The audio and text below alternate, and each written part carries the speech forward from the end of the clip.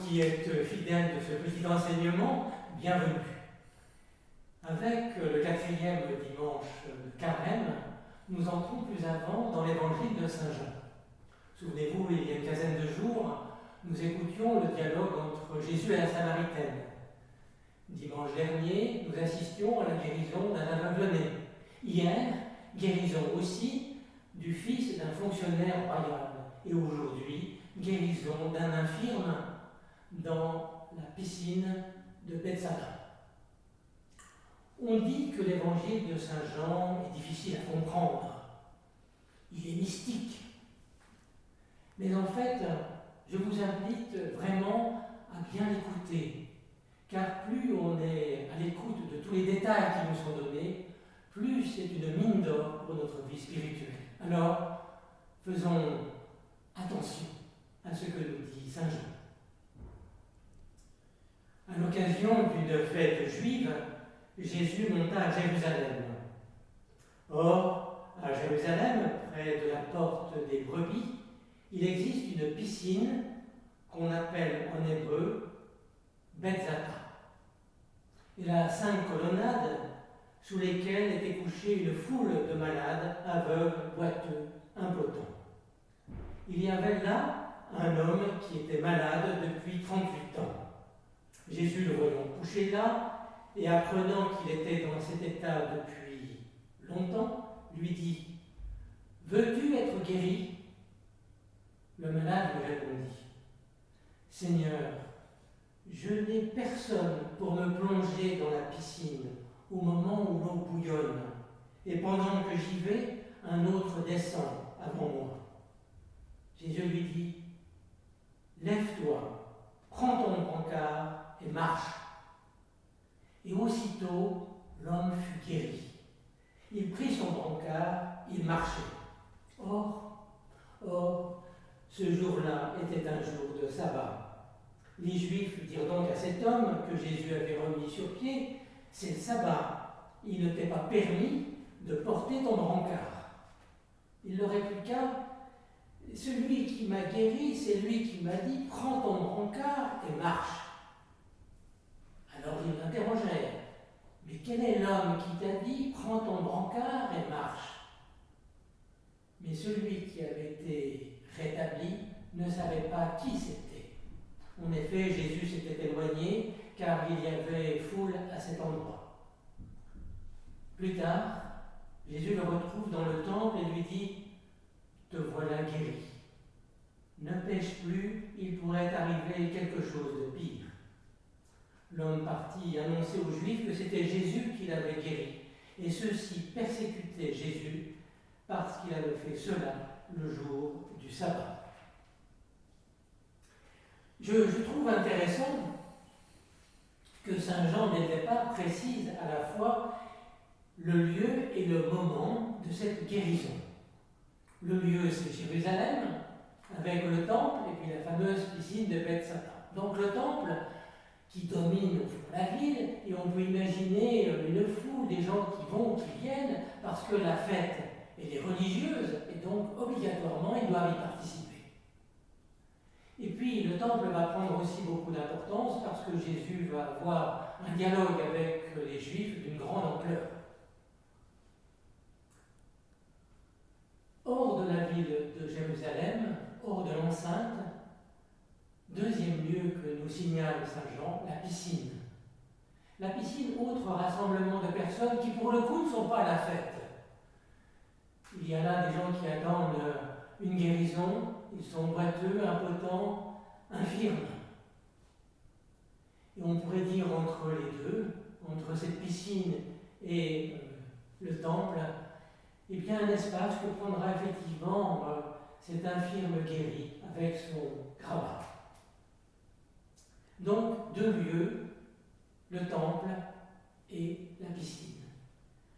Eh bien, la guérison prend aussi 2 temps.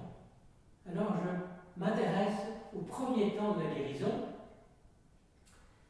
parce que d'un côté, nous avons cette fameuse eau qui bout de temps en temps, et puis la parole de Jésus. Et vous avez bien entendu que pour que cette eau fasse son effet, il faut que la personne soit plongée immédiatement, et il n'y a que la première personne qui touche l'eau qui est guérie.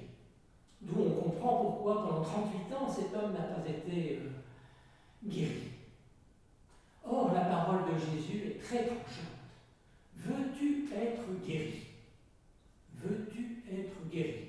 Et j'espère que vous avez repéré que cet infirme ne répond pas à la question de Jésus. Il se met à se plaindre. Voilà, c'est l'autre, anonyme, un autre qui ne l'aide pas à descendre dans la piscine, un autre qui touche le premier lot et est guéri, et pas lui. Veux-tu être guéri? Et on peut se demander si effectivement pendant 38 ans il n'a pas été guéri, si véritablement il en a fait la demande. Il y a quelque chose de biaisé dans sa réponse. Car Jésus le questionne avec un vouloir être. Veux-tu être guéri? Et lui répond par un pouvoir faire. Je ne peux pas, puisque personne ne me porte dans la piscine. Donc la question, en tant que question, est vraiment prodigieuse, car les mots de Jésus redressent, on pourrait dire, le désir de cet homme. Alors on va se dire, mais quelle différence il y a entre 38 ans passés à attendre et une parole de Jésus? Oh, c'est simple, c'est que Jésus s'intéresse à lui, l'écoute, l'entend et lui parle. Et lui dit, lève-toi, prends ton brancard et marche. Pardon. Il va y avoir une seconde rencontre dans le temple. Là aussi, il faudrait du temps pour pouvoir l'expliquer, mais je ne le ferai pas ce soir. Retenez simplement cette parole de Jésus. Tu es guéri. Il y a une parole de reconnaissance qui lui est donnée de la part du Christ. Alors ce soir, ou demain matin, lorsque vous prierez sur ce récit évangélique, laissez les questions et les réponses se faire en vous. Cette question de Jésus. Et peut-être que nous découvrirons que de temps en temps, nous répondons comme l'infirme. Je vous propose maintenant juste de prendre un tout petit temps de prière et de clore ce temps d'enseignement.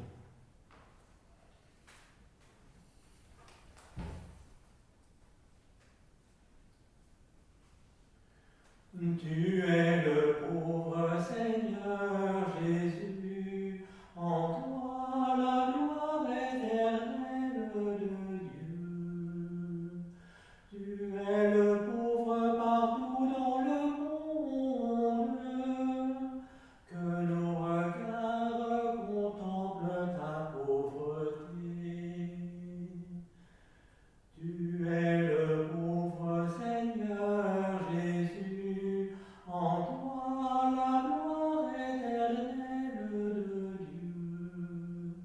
Toute présence redit ton mystère, toute présence est un sacrement de Dieu. Tu es le pauvre Seigneur Jésus, en toi la gloire éternelle de Dieu. À l'heure où vient le soir, Seigneur, nous te rendons grâce. À toi le jour, la nuit. À toi aussi les temps de notre vie. Ils sont en ta main. Nous les confions à ta miséricorde. Que ce jour qui augmente le nombre des jours de notre vie augmente aussi notre amour pour toi. Pardonne toutes nos faiblesses, ô toi qui prends plaisir à faire grâce. Que rien ne nous retarde sur notre route vers toi. Par notre conduite, par nos prières, puissions-nous hâter l'avènement de ce jour où tu nous ouvriras la porte de ta miséricorde, ô mendiant de ton amour. à toi, gloire et puissance, par Jésus-Christ, ton Fils bien-aimé, dans l'unité du Saint-Esprit, maintenant et jusqu'au jour d'éternité. Amen. Qu'il soit béni.